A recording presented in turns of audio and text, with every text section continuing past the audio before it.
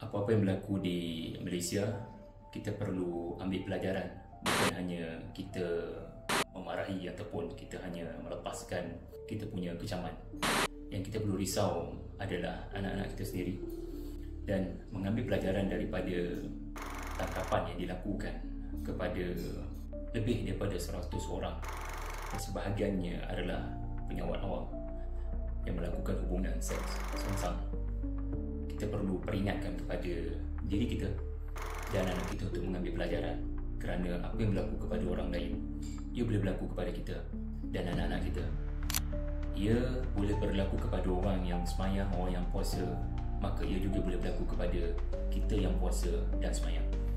Sebab yang membezakan antara orang semayang yang meninggalkan dosa dengan orang yang semayang tapi tidak mampu meninggalkan dosa adalah penghayatannya.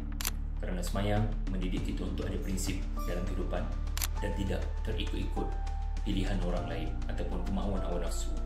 Nabi Lut alaihi salam pernah dituduh oleh kaum Sadam sebagai manusia-manusia yang berlagak suci bersih. Apa mereka ingat mereka itu suci sangat? Ini diragamkan dalam suratul A'raf ayat 82. Innahum unasun yatatahharun. Kononnya mereka itu orang-orang yang bersih dan suci. Get out, keluar daripada negeri kita.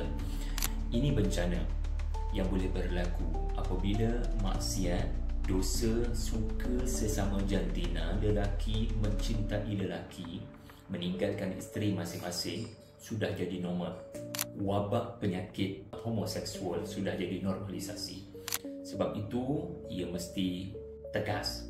Sejak daripada kecil lagi anak-anak kita mesti ditegaskan untuk membenci dosa sebegini, dan yang paling penting adalah membangunkan prinsip hidup, tujuan hidup, sehingga solat yang anak-anak kita kerjakan, yang ibu bapa kerjakan adalah solat yang benar-benar memelihara mereka daripada terikut-ikut rentak dan pilihan ramai manusia yang mungkin memilih untuk mengikut hawa nafsu mereka. Semoga kita ambil pelajaran daripada peristiwa yang telah berlaku ini.